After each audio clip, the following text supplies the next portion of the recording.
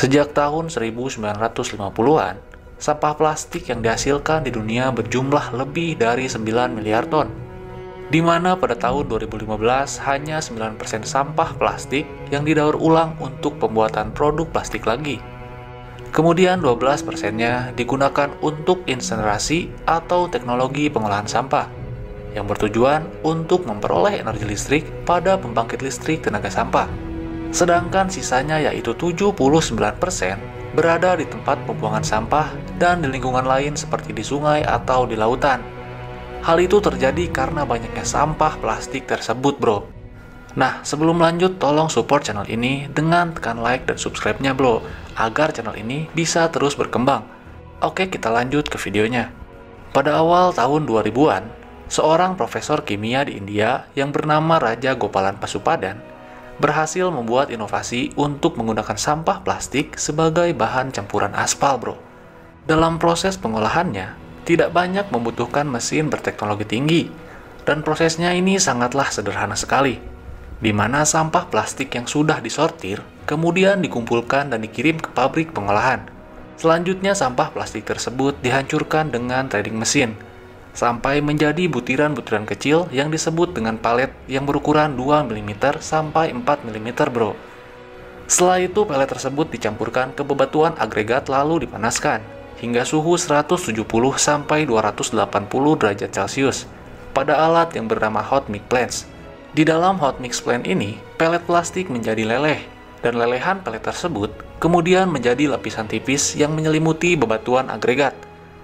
Kemudian aspal panas ditambahkan di atas bebatuan agregat lalu dicampurkan menjadi satu, di mana aspal panas tersebut membantu untuk memadatkan bebatuan agregat.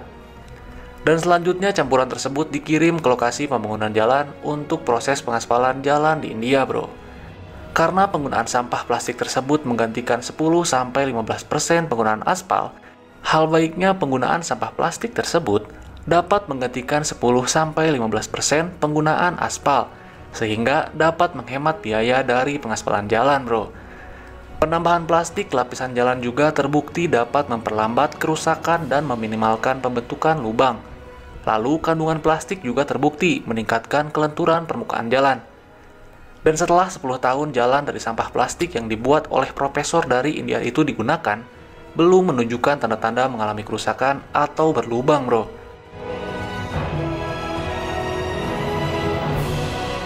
Sejak tahun 2000-an, di beberapa daerah di India, jalan raya yang dibangun dari sampah plastik ini panjangnya sudah mencapai sekitar 2000 km.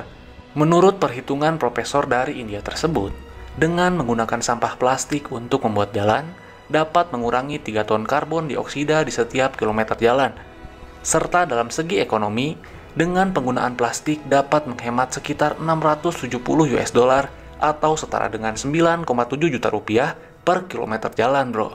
Nah, karena penggunaan teknologi sampah untuk membuat jalan di India tersebut, membuat ilmuwan serta insinyur di beberapa negara juga mengembangkan proyek serupa. Salah satu negara yang mengembangkan proyek pembangunan jalan dari sampah adalah Cina. Cina berhasil membuat jalan sepanjang 122 km yang membentang antara Lintong dan Xi'an di Provinsi Shanxi di Cina Tengah pada tahun 2015 lalu. Proyek pembangunan jalan sepanjang 122 km yang dibangun Cina tersebut menggunakan sampah konstruksi sebanyak 5.000 ton, bro.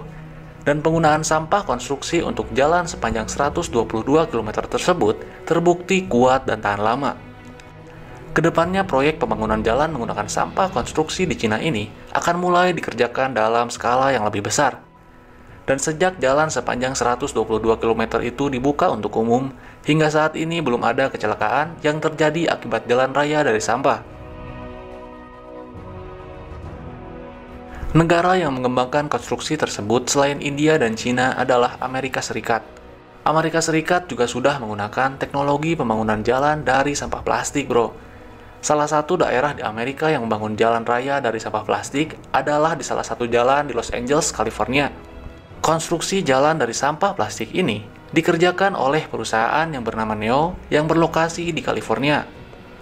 Sebelum dibangun jalan dari sampah plastik, jalan di Los Angeles ini sering mengalami kerusakan yang bernama rutin.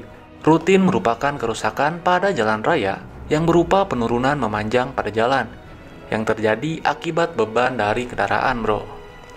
Di jalan Los Angeles tersebut memang sering dilalui oleh kendaraan besar, seperti bis yang memiliki beban sebesar 53 ton. Dan setiap harinya sebanyak lebih dari 600 bis melalui jalan tersebut, bro.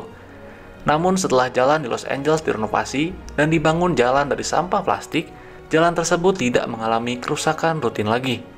Menurut pendiri perusahaan Neo, jalan dari sampah plastik yang dibangunnya tersebut dapat bertahan hingga 30-45 tahun, yang mana jumlah tersebut 3 kali lebih lama dibandingkan dengan jalan yang dibangun dari aspal konvensional, bro.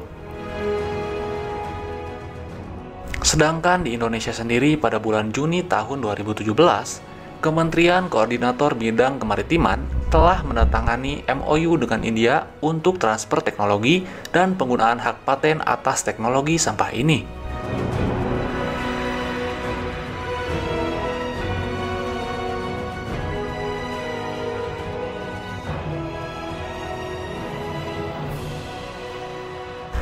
Penggunaan aspal dengan campuran hasil daur ulang sampah plastik tersebut juga terdapat di beberapa ruas jalan di Indonesia.